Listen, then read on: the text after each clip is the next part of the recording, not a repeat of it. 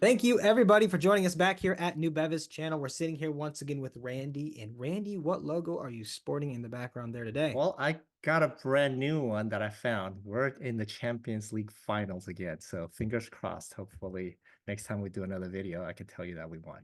But we won more than anybody else. And hopefully this time it's just like 2 years ago, we get to win again. So Wonderful. Well, I'm rooting for you, Randy. But kind of diving into what we were going to talk about here today, yeah, it's been a little bit so we've got to talk, and you guys have this client that you guys have signed, a top 10 global financial institution. right, And right. I was kind of hoping we could elaborate on that a little bit more. How is everything going there?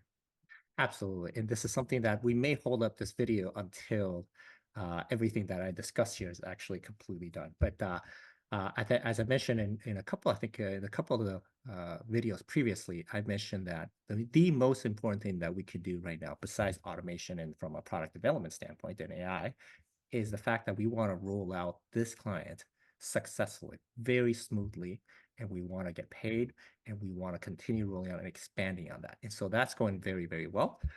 And so by the time this video releases, we have been notified that we are getting paid for it. So in other words, getting it, a lot of times closing a deal doesn't mean you're going to get paid.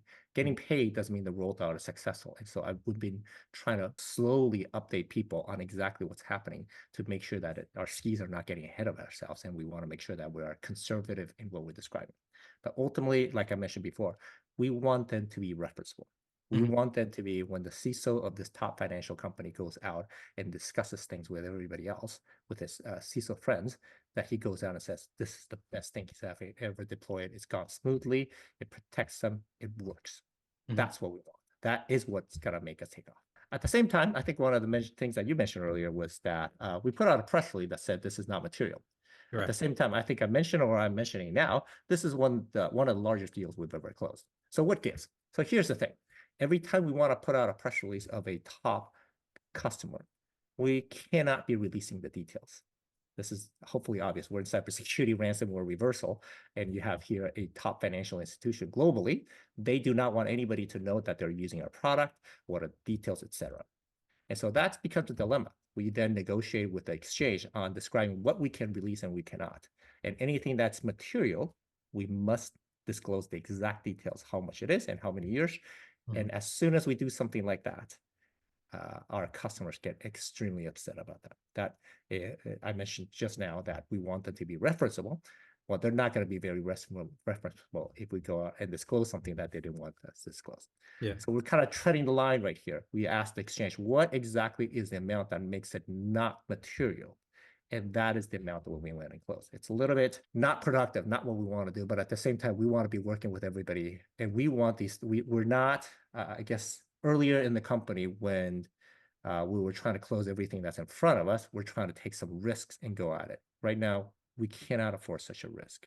This deal has to close smoothly. We can't afford to upset the exchange.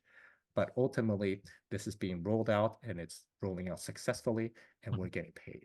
Yeah, I understand you're walking a fine line between Right, obviously updating shareholders who want to know what's going on, but right, at the same time, you can't risk the client's operational security by exposing the things they're using, which they obviously don't want. And as you said, you want to make them happy so that you can use them as a case study to get more deals further down the line and everything. exactly, exactly. So yeah, that was something people had a lot of questions about. So hopefully that Right, adds a little bit of clarity to things. right.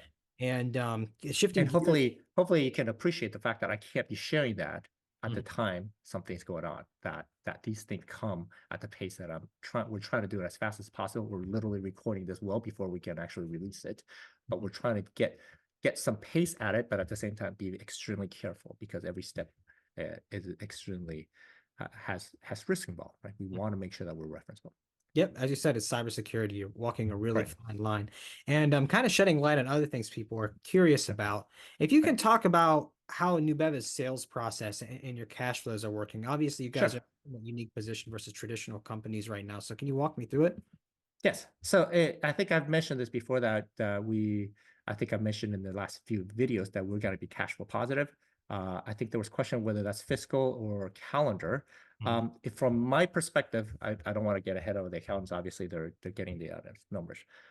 I have a cash report every 15 days. And every 15 days, I look at, besides how much we spent, is the cash balance that it was from last year till now.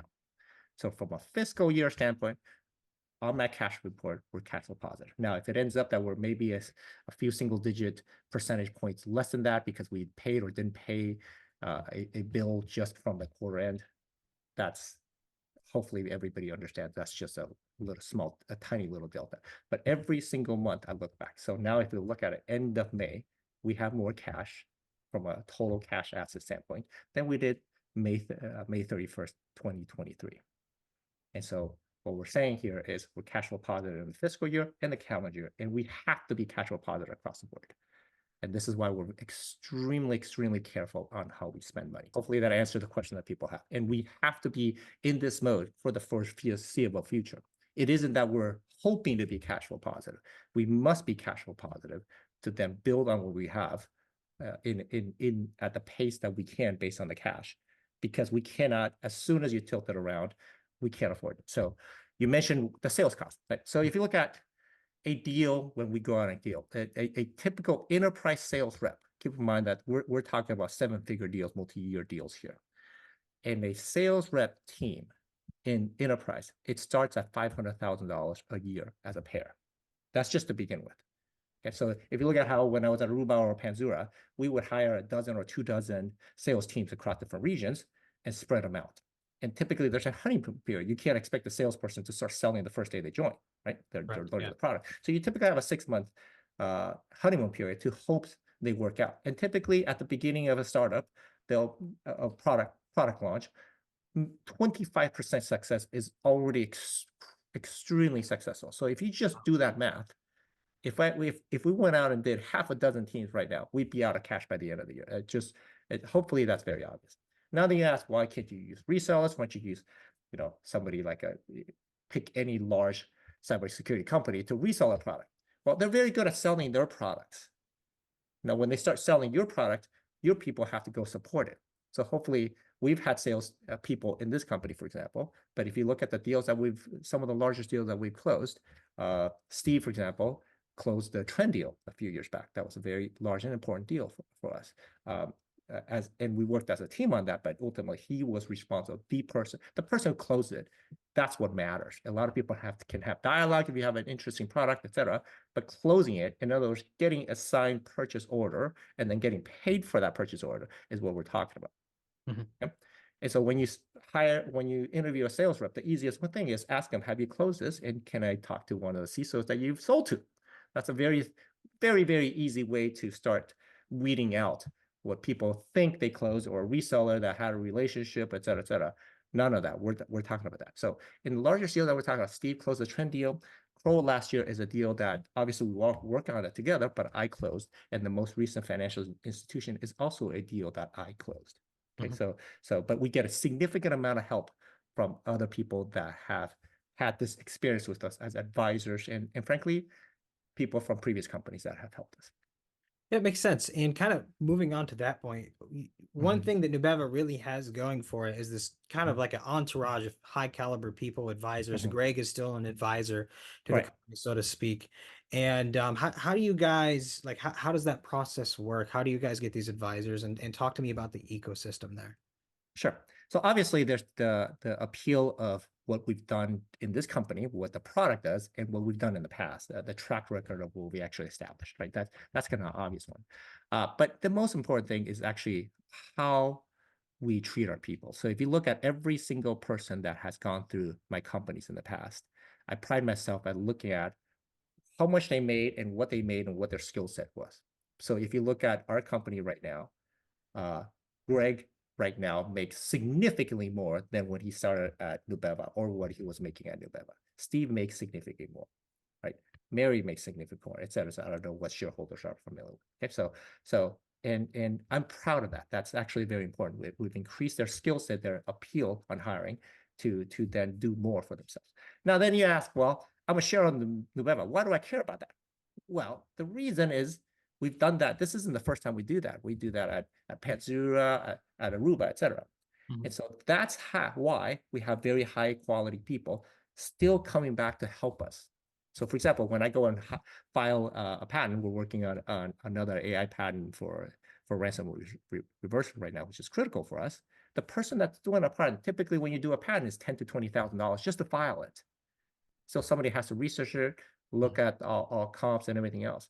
So we have a PhD from Berkeley doing this for us to not only file it, filing is just a lawyer doing it. You still have to write content and make sure it doesn't interfere with other things. Otherwise, you got a patent that takes 3, 4, 5, 6 years before it gets approved because you're overlapping with previous patents.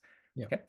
And so we have people like yourself helping us grow while we're growing and understanding which we have a very tight amount of cash that we can use, and they're willing to help because of the outcome that they've actually done in the past. Okay. And so that includes many sacrifices. A lot of people will work with us in the past. For example, we had employees that frankly deserved the bonus and a raise, and we ended up not doing that because we needed to pay a contractor.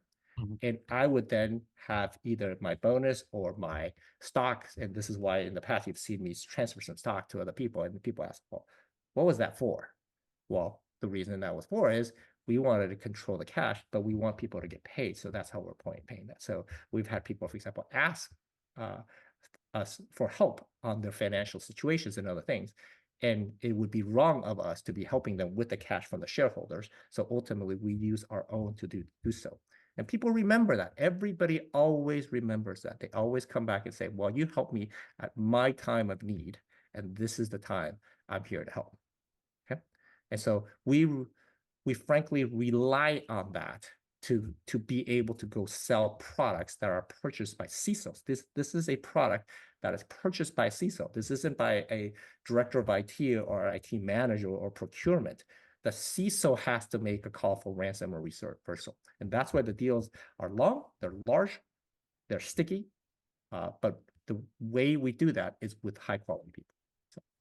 It definitely, again, shows how you're walking a fine line. You are, Right. one, running a very tight ship at Nubeva. Staying cash flow positive is somewhat of an art form, so to speak, but you are at the same time making sure everybody is properly compensated and Right. is when they're joining, you're greater than the sum of your parts and everyone's benefiting in some way. Thank you. But yeah, thank you for walking us through that. Is there anything else, Randy? About to say a lot of stuff going on right now, and I would love to get more updates, but is there anything else you want to share today before we go?